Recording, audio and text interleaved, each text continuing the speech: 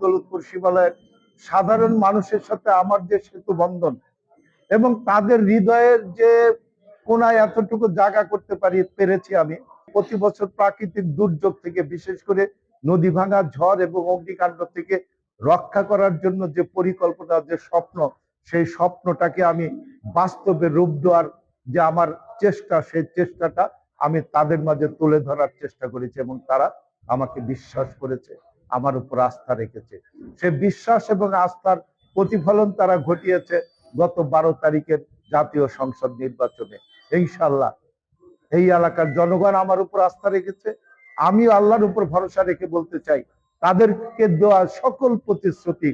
উন্নত রাস্তাঘাট, উন্নত চিকিৎসা, উন্নত পড়াশোনা এবং তাদের যে কর্মসংস্থানের যে অভাব রয়েছে, সেই অভাব পূরণ করে এই এলাকার মানুষকে আগামীতে একটি উন্নত জীবনযাপনের সুযোগ তৈরি করে দেওয়ার যে প্রতিশ্রুতি, আমি সেই প্রতিশ্রুতি আমার শেষ দিনটি পর্যন্ত কাজ করে যাব তাদের সেই প্রতিশ্রুতি বাস্তবায়ন করার জন্য।